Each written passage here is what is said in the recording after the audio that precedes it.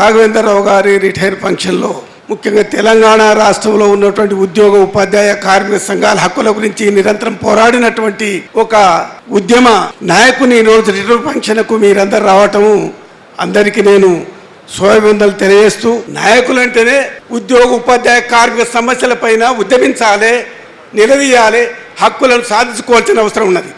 దాంతోపాటు విధులు బాధ్యతలన్నీ కూడా నిర్వహించాల్సినటువంటి బాధ్యత ఉద్యోగ కార్మిక ఉపాధ్యాయుల ముందు ఉంటుంది సార్. అందుగురించి నేను గత 5 దశాబ్దాలుగా ఈ ఉద్యమంలో ఉన్నవాడిని కాబట్టి ఒకసారి వారిని గమనించి పోవాలని వారు మా దగ్గర బంధువులతో పాటు మా మండలంతో పాటు మొత్తం మీద నల్లగొండ జిల్లా, ముఖ్యంగా నల్లగొండ జిల్లా అంటే చూడు అది సూర్యాపేట, ఒకప్పుడు వెట్టి చాకరీ వ్యతిరేకంగా భూస్వామి విధానానికి వ్యతిరేకంగా ఉద్యమించినటువంటి నల్లగొండ జిల్లా పోరాట జిల్లా నుంచి ఉన్నటువంటి ఉద్యమ నాయకుడు. ఆ సందర్భంగా వారిని అభినందిస్తూ, ఇప్పుడే కాదు 1968లో మీకందరూ ఒకసారి గుర్తు చేస్తాను, కాసు బ్రహ్మానంద రెడ్డి గారు ముఖ్యమంత్రిగా ఉన్నప్పుడు లక్షలాది మంది వేలాది మంది ఉమ్మడి రాష్ట్రంలో 60 రోజులైనటువంటి సమ్మె జరిగినటువంటి చారిత్రక నేపథ్యం. ఆ తర్వాతనే వచ్చిందే తెలంగాణ ఉద్యమం.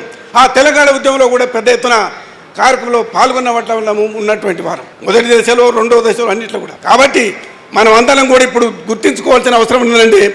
మన యొక్క విద్యుక్త ధర్మాన్ని పాటిస్తూ కొంతమంది అన్నారు, దయచేసి రాజకీయ వ్యవస్థ, సరే రాజకీయ వ్యవస్థే కాదు, ఎగ్జిక్యూటివ్, లెజిస్లేటివ్, జ్యుడిషియరీ అన్ని కూడా అవినీతి వ్యవస్థగా మారిపోతున్నటువంటి ఈ సందర్భంలో లెజిస్లేచర్ లాంటి ఒక వ్యవస్థకు రాకుండా ఒక సామాజిక వ్యవస్థలో ఉండాల్సినటువంటి అవసరం ఉన్నదనేది నేను 60 సంవత్సరాల రాజకీయ జీవితంలో నేను వారికి గుర్తు చేస్తున్నాను.